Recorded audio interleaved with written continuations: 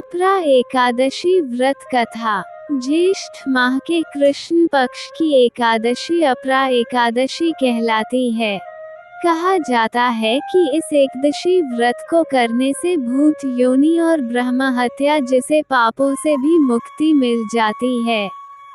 आइए साथ मिलकर इस अद्भुत व्रत की पावन कथा सुनते हैं और भक्तिरस का आनंद लेते हैं। एक बार धर्मराज युधिष्ठिर ने श्री कृष्ण जी से पूछा कि हे भगवान, कृपा कर ज्येष्ठ माह की कृष्ण एकादशी व्रत का नाम बताएं, साथ ही इस व्रत की दिव्य महिमा से भी मुझे अवगत कराएं। तब भगवान श्री कृष्ण ने कहा, हे राजन, ज्येष्ठ कृष्ण पक्ष की एकादशी अपरा एकादशी कहलाती है, क्योंकि यह अपार पुण्यफल एवं धन संपत्ति देने वाली है।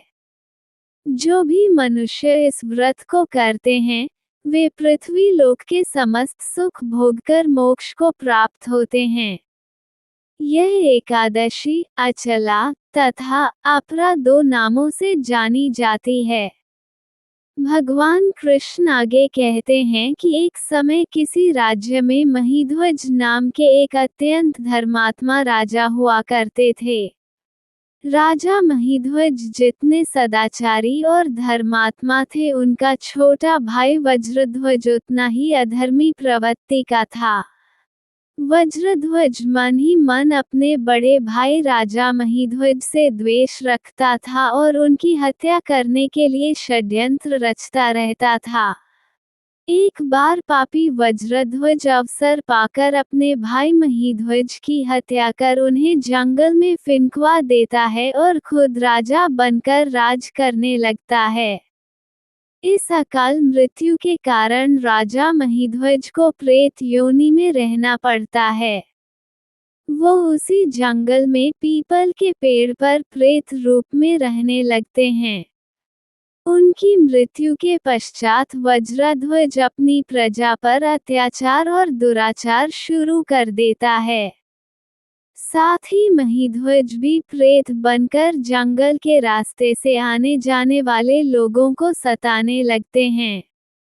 लेकिन उनके द्वारा किए गए पुण्य कर्मों का फल जल्द ही उन्हें प्राप्त होता है।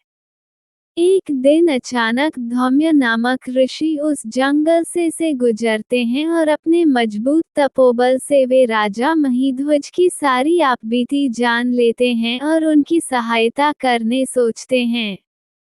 सर्वप्रथम ऋषि धौम्य राजा महीध्वज के प्रेत को पीपल के पेड़ से उतारकर उन्हें परलोक विद्या का उपदेश देते हैं।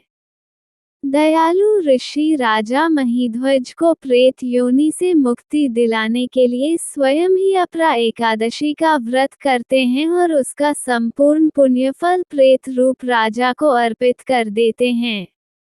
इस पुण्य के प्रभाव से राजा को प्रेत योनि से मुक्ति मिल जाती है और वह ऋषि को धन्यवाद देते हुए दिव्य देह धारण कर पुष्पक विमान में बैठकर स्वर्ग की ओर प्रस्थान करते हैं।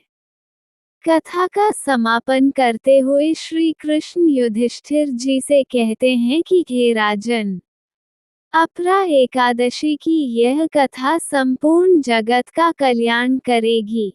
इसे पढ़ने अथवा सुनने मात्र से मनुष्य अपने सभी पापों से मुक्त होकर मोक्ष की प्राप्ति करेगा।